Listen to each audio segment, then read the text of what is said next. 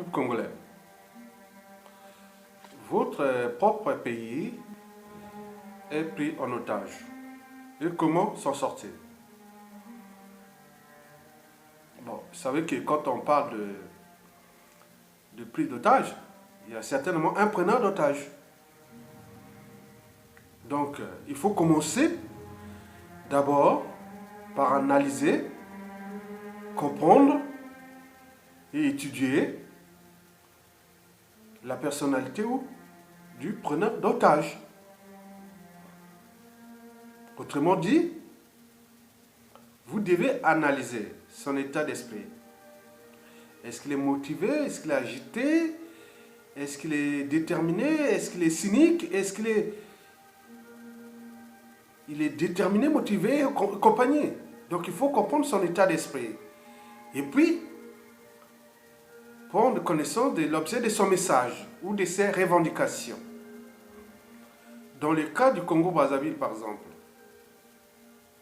notre pays est pris en otage par un preneur d'otage qui s'appelle M.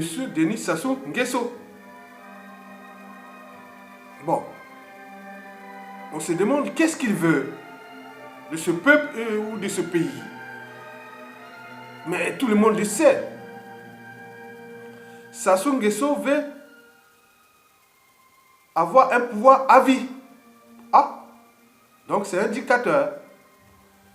Sassou Nguesso veut continuer à massacrer ses semblables à vie. Donc c'est un criminel, un tueur en série. Sassou Nguesso veut continuer à détruire le Congo.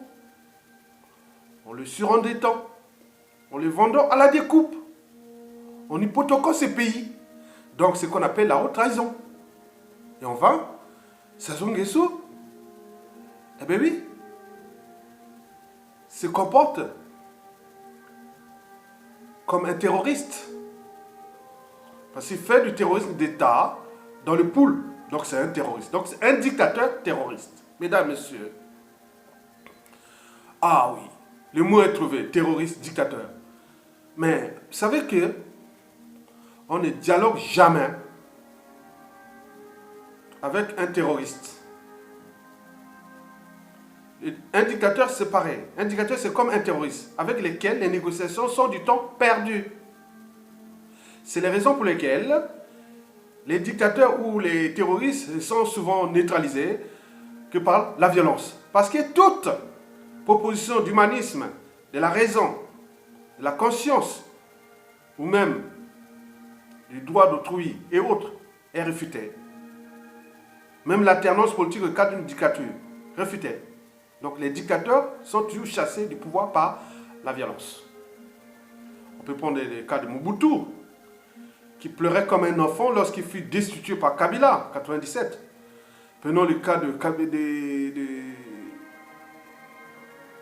Kadhafi, qui traitait les rebelles de malades mentaux, alors que lui-même est resté un enfant terrible.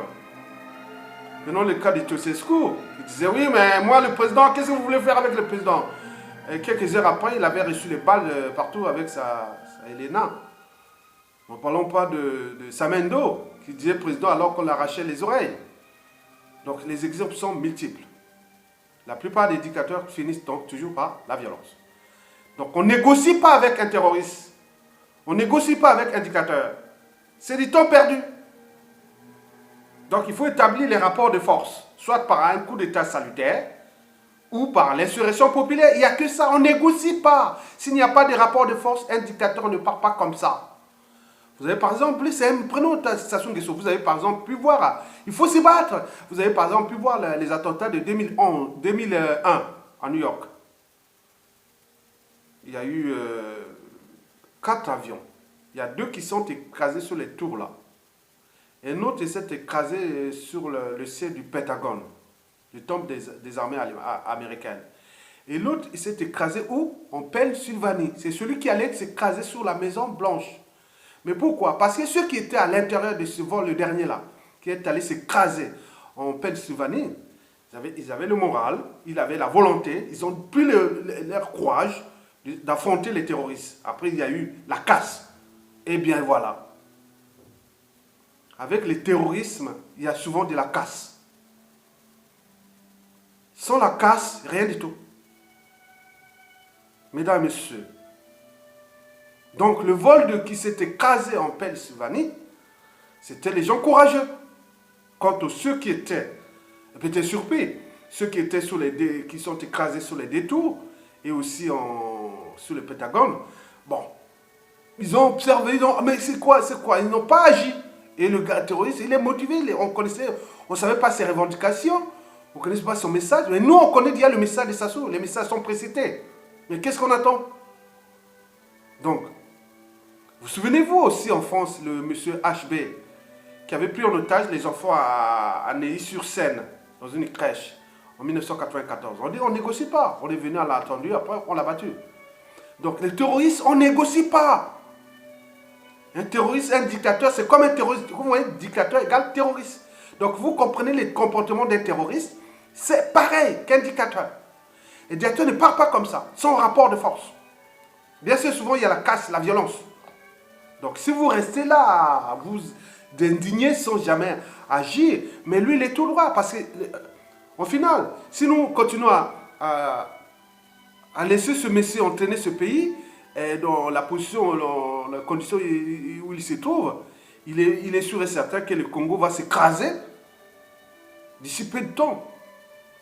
Puisqu'on connaît déjà ses revendications, pouvoir à vie, massacrer les Congolais à vie, détruire les Congo à vie, le terrorisme d'État à vie, etc., etc.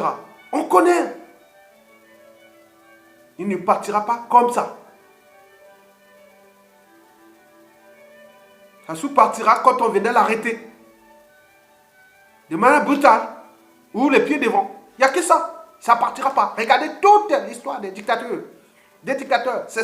Donc 97% des cas, ils sont partis toujours par la mort ou par être arrêtés ou en fuite autre. S'il n'y a pas de rapport de force. Donc arrêtez de vous plaindre pour vous connaître des go.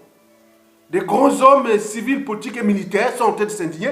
Le monsieur est en train de se prendre d'otage et en train de tenir le pays vers l'écrasement comme l'avion. Hein. On est dans l'avion. Hein. Donc il y a un preneur d'otage, il a pris, donc l'avion va s'écraser bientôt. Et vous êtes là en train de jouer aux sages, aux indignés ou aux... Non, non, non, non, non. Agissez. On veut la casse, il y aura la casse. Et vous l'aurez compris. Mesdames, messieurs, je vous remercie.